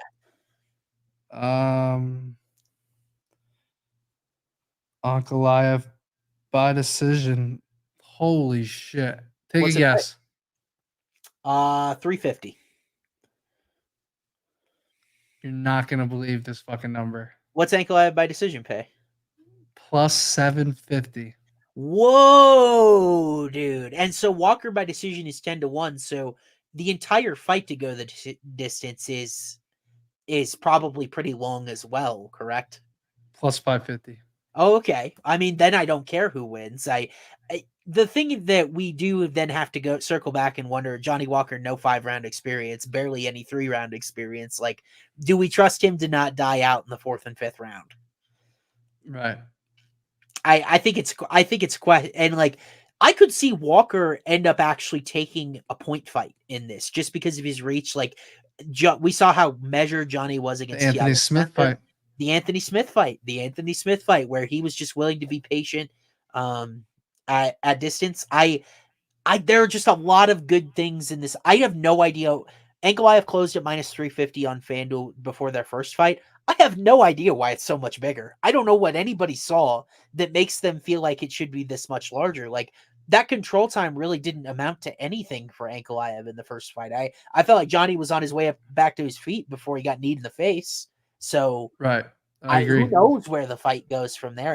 In general, this is a guy I think is a good athlete. We've heard Johnny talk before about he really feels like he cleared his like he had substance abuse issues with marijuana, feels like he's beyond that now, and he's kind of has turned a corner since submitting Qute Laba, had the good fight against Anthony Smith. Like I feel like also looked good since getting finished by Jamal Hill. Yeah, and I mean that's sweet dreams. You know, I think Jamal Hill might put out. Well, we don't know how he looks post Achilles, but the old version of Jamal Hill might have put out ANKALAEV too. Like that guy was 1 of 1 as a striker at light heavyweight last time we saw him. So yeah, I'm with Johnny you. Walker did fight Nikita Krylov back in 2020, which is kind of a similar comp almost. Agreed. And that fight did go the distance over 3 rounds. He lost unanimous decision. Yeah, I can't believe ANKALAEV is plus 750 by decision. The guy is so measured that he's a decision machine. He's been there 4 of his last 5 fights. Like that's almost baking in Johnny Walker making a mistake or pressing the issue. It's baking that in, plus the fact that there's 2 extra rounds. Yeah. I think. I do in general. We got a question in chat. Do we trust Johnny's chin? I think I trust Johnny's chin. I don't think it's a bad chin. Had the Jamal Hill moment. Corey Anderson got him when he was kind of really on his first ascent, but it's light heavyweight. Like knockouts in general happen. ANKALAEV, I feel great about his chin in comparison, but we've seen Johnny Walker put dudes out with sledgehammers. We've seen him put dudes out. I think he put Ryan Spann out with elbows against the cage. Like Johnny does not need flush, clean punches to put dudes in this weight class out. He'd be big for heavyweight with his frame if he bulked up. I think if he loses He this looks fight, shredded right now. yeah. If he loses this fight, bulking up to heavyweight, I don't know if there's going to be a single heavyweight that'll be fast enough to beat Johnny, Tom Aspinall included. Like Aspinall might have the grappling upside to beat him, but like Johnny would be a problem at heavyweight if he ever decided to move up. So, I'd love to see Johnny Walker versus Alex Pereira. Stuart in chat saying, I feel good about Johnny's chin. Now I'm not betting the fight. I understand. Okay. If I'm making a chin pick, I understand if you're fading it. I totally get that. But interesting, you and I are kind of on the same side here. I wasn't sure if I was just like taking crazy pills that I didn't really understand this betting line, but you're kind of on the same page. So we're starting 2024 off strong. You and I are on the same page on a lot of these sides, bro. Like betting value Nicolau, probably betting value Johnny Walker. We both like Ricky Simone by decision is like the favorite outcome there. Phil Hawes, if he doesn't get chin checked. I think we're at a pretty good spot in this card where our cards are going to end up being pretty similar on Friday. Yeah, agreed. Cool. We'll build a parlay this week. Yep. Once we get some FanDuel numbers, you guys look out for that. We'll drop it probably on Friday. Yeah. On Twitter or X. Yeah, we figure it works best that way. Not only do we usually get better numbers with FanDuel, but it also gives Maddie and I time to get in the lab, so we don't just throw some random concoction together on stream right now. But quickly, Maddie, futures market, before we get out of here today, what was your activity in that? Because then I'm going to give you my 5 names and quick reasons why. Yeah, so today I gave out Corey Sandhagen plus 500. I like that. I love the number. You know, I wouldn't touch it at 3-1, 250. You got guys like Umar plus 275. You're telling me I get Corey Sandhagen, who just destroyed Cheeto Vera. Yep. Like, I think Corey Sandhagen is next in line. I can't believe the number on plus 500. So I like that number. And then I took Manel Kape. I think it was plus 800. I just like the number on both those guys. I am doing a series right now on Instagram and TikTok. So I'm going to be dropping a feature play for each division the next like 3 or 4 days. That is, what do you got? That is sweet. So my legal book that had a market here in Colorado, these are the 5 names that I ended up taking. So just quickly on your point, I don't think it's unthinkable that bantamweight's belt changes hands 3 different times this year, because it is possible that Cheeto could beat Sean O'Malley. He was certainly in their first fight. I don't know how those two have evolved, but then think of all, like you're talking about Corey Sandhagen, Umar, Merab is floating out there. Like this belt can change hands a lot of times. Think of it this way, not to interrupt you. Yeah, no, go ahead. Merab plus 250, Umar plus 275. Why the fuck is Corey Sandhagen plus 500? I have no idea. I had to take it. Yeah, he's a significantly better striker than both of those guys, and he's really started to round out his wrestling and grappling skills too. So who does plus 600? I wouldn't touch that with a 10-foot pole. No, I don't even know if he's going to get a title fight. I don't think he'd get a title fight this particular year. He's probably 2 big wins away. But so I'll start in descending order as well. Men's flyweight. I took Steve Erceg at 50-1. I love his size. I think he's got the wrestling and grappling style that translates well. I think his knockout power maybe has been a little undersold to this point. Now, I think his last performance was a little underwhelming, but when I look at Erceg and how he matches up with some of the other guys at the top of this division, Pantoja has some cardio issues. He's a little bit hittable. Erceg will have big size advantages in that theoretical matchup. Moreno we've seen be hittable. Nicolau is probably the one that I'm most worried about because of his defense. But at the same time, Nicolau's 5'6". Erceg will have basically 4 inches on him. I just think Erceg is big. He's strong. Like, he's already undefeated. He got the big win over David Dvorak. I'm not expecting it to cash at 50-1, but I would put Erceg closer to like 35-1. So I'd evaluate. What do you think? But what do you think would have to happen for him to get the chance, though? Probably a fight in February. He's already number 12 in the rankings. So actually, let me pull up the UFC rankings so I can realistically make the path here. I don't know. Maybe Pantoja. I don't know what's next for him. Maybe the Moreno rematch is next for him. But you look at Usyk, if he gets a fight, Mohammed Makayev is in front of him. That would be interesting. I'm not even counting Alex Perez in here. Usyk really might give Manel Kape issues with his striking, and so far to this point, he's shown he can take a punch. So I just thought that by this time next year, I believe Usyk will be a top 10 guy, and that should have merited 35-1 to me, and his efficiency sparkling everywhere. So I don't really have anything negative to report with him yet. So that's kind of like where I was with Dreykus last year, where I didn't have a hole in his analytical profile, and it looked like he had a reasonable ascent upward. Dreykus took a meteoric rise. Like he went Darren Till to Robert Whitaker, I'm pretty sure was the chain of command there. You never really know, even though Dreykus has a little bit more star power. But moving up in weight, let's see what's the next. Featherweight, Diego Lopez, 75-1. I already a fan favorite. Like this dude's going to be in big fights, and he's got that one. Yeah, big time knockout power. Featherweight is just difficult because Volkanovski is obviously the obstacle now. If Topuria wins the belt, probably Max Holloway gets a shot at him, I'd presume, right? If like Topuria wins in dominant fashion, Holloway would probably be next.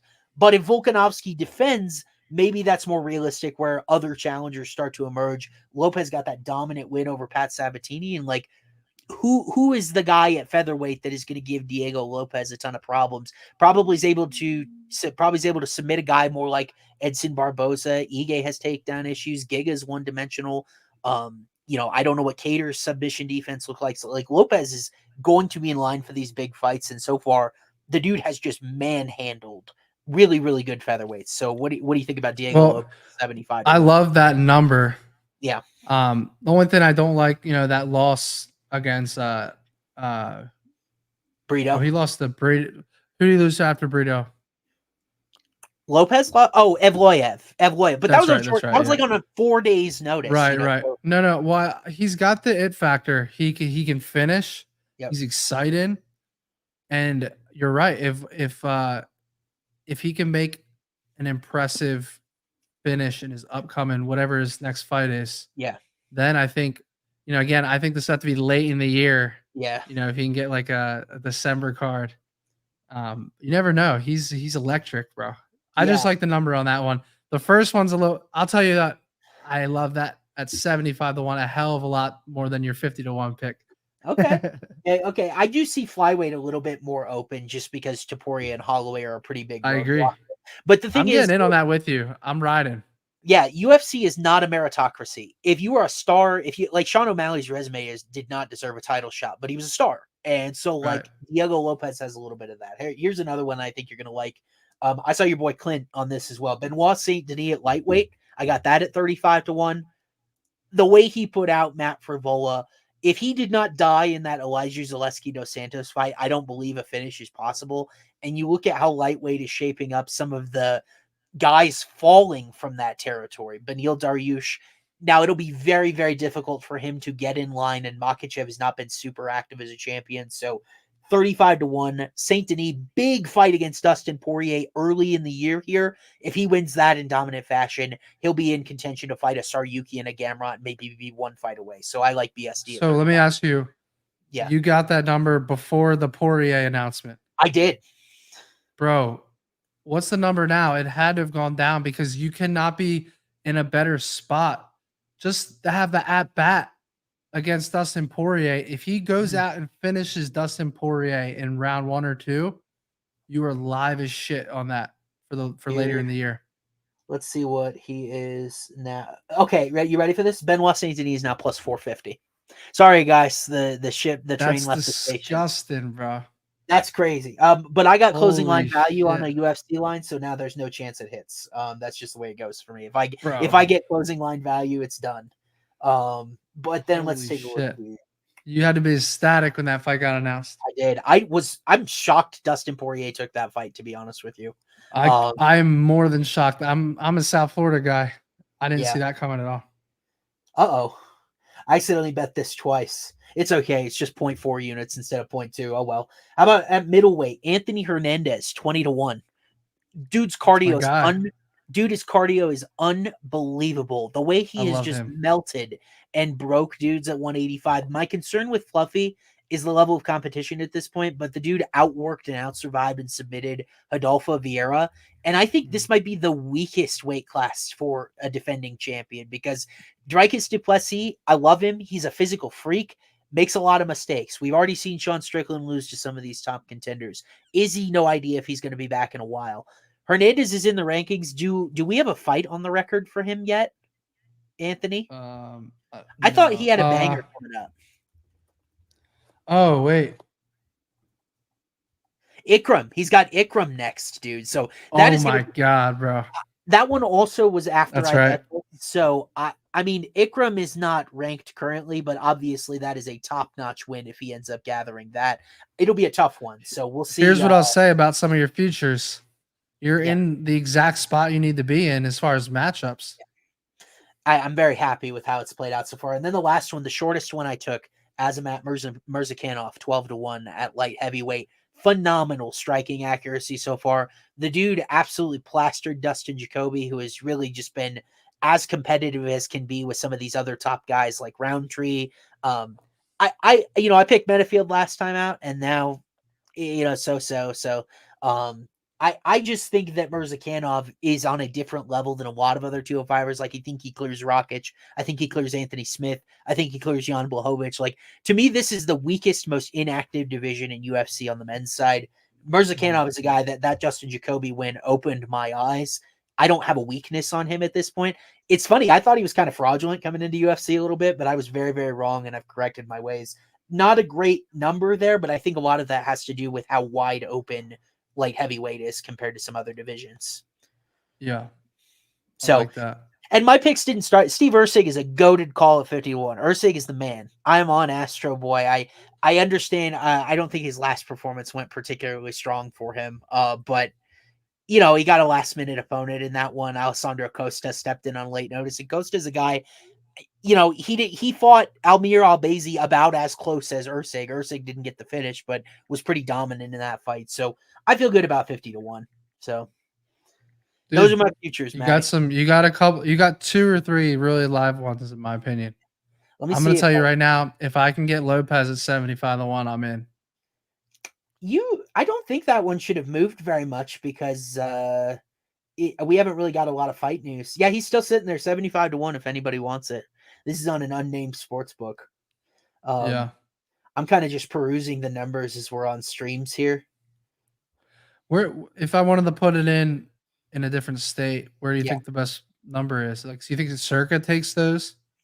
I'm just not going to comment just in case. I have no idea if I should be plugging a different sports book. I got you. I don't know. Yeah, I don't know who. Because I don't see him on FanDuel. I'm looking. Unless I'm in the wrong section. Very interesting. Alex Pereira 2-1 to defend. Jamal Hill 3-1. ANKALAEV 4.5-1. That's about standard. I think the worst number on the board to me could be Aspinall at plus 175, just because I have no idea what they're going to do with this circus with John Jones and what's going on there. Yeah, it's just even if he gets the chance, plus 175 doesn't even feel good. Yeah. I mean, that's like you might be able to get plus 175 straight up against John Jones if the fight actually happens, and then you don't have to worry about all of this circus and the charades around it. Some other numbers that I don't love. Khamzat Chimaev at middleweight is even money plus 100. What in that last fight against Usman made you think that at least Dricus, Bo Nichols there at 5.5-1? What's Sean Strickland right now? 4-1. I love that. Dude, like I am as pro Sean as it gets as well, but like he well-rounded enough to stop these guys like Ikram. Like Anthony Hernandez is the grappling equivalent of what Sean does as a striker, but and personally, I'm a little worried about Sean's mental at this point. He seems kind of all over the place. So, all right. So early prediction. Yeah. Vettori versus Allen. Vettori. I think that's a big Interesting. step up. Like, I think that's a big step up. Like, it kind of depends on if you think that the Cannonier Vittori fight was more Jared being awesome or Marvin being overrated and getting Which I smudged. think is Jared being awesome. That's what I think too. And like Allen, when I matched up against Craig, I was a little. He did submit him in the third round, but I was a little underwhelmed with some of the striking efficiency in that fight. Like I like Brendan Allen a lot. Like I don't like hammer the button. I got to see what my model says as well. But my initial lean there would be Marvin. What do you think about Ian Gary 11-1 at welterweight, dude?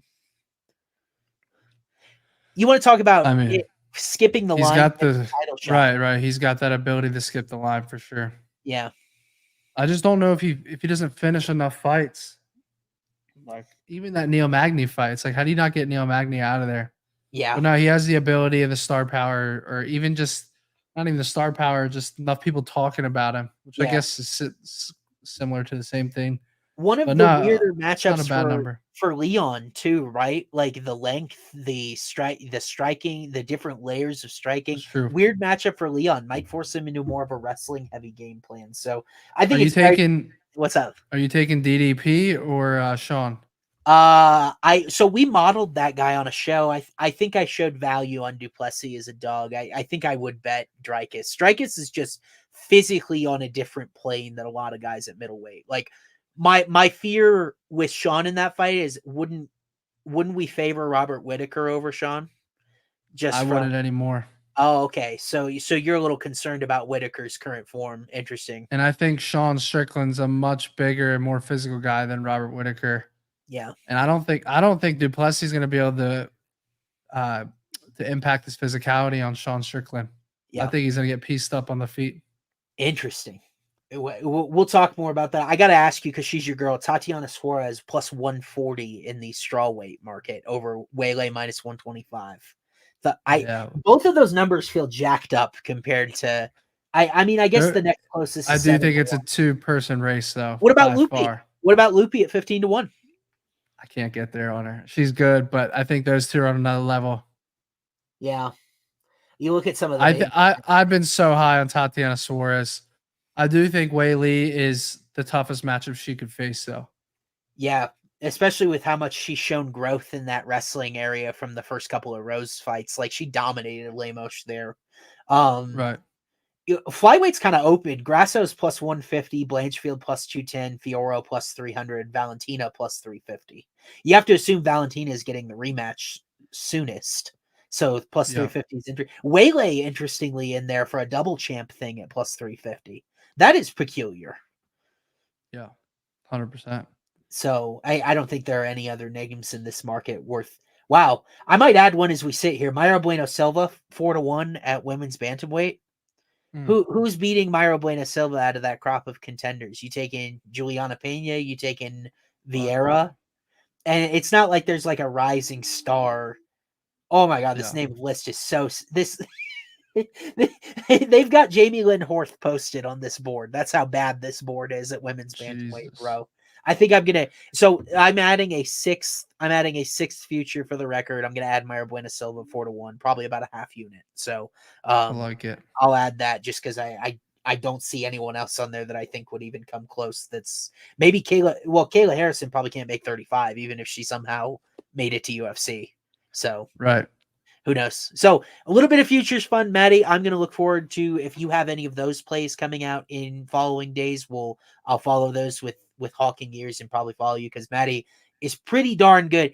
The thing that I will get these long shots, it comes from Maddie sees these guys coming pretty far away. Like he's got a good idea of ascending stocks. We were both on Lopez pretty early. Like those type of bets that we look at, I think is where we as a podcast shine. So it's a fun market. I wanted to talk about it, but we've got UFC Vegas 84 in the till. We got the futures market in the till. We will be back next week. I think it's a live card. Let me double check our schedule here. I'm kind of dusting off the rust, and Maddie and I are both looking. Oh yeah, we've got Strickland Duplessis next week. So it's kind of interesting that I saw Sean at a bonfire on social media, or maybe it was a shooting range. I didn't know. It's kind of interesting a week from the fight, but UFC 297 next week, Strickland Duplessis We will break it all down. So we'll have a card. Hopefully we're in agreement. We keep the good vibes going. Have a great weekend. Best of luck with all you guys' bets. You can follow him at Mattybetts with 2 S on X, on YouTube, on Facebook. I'm at aswame3, and you can read my stuff over on FanDuel research.fanduel.com/UFC. Thank you so much for tuning in, guys. Looking forward to a great 2024 with you. Until next time, take care. Yes, sir. Let's hit him this weekend, bro.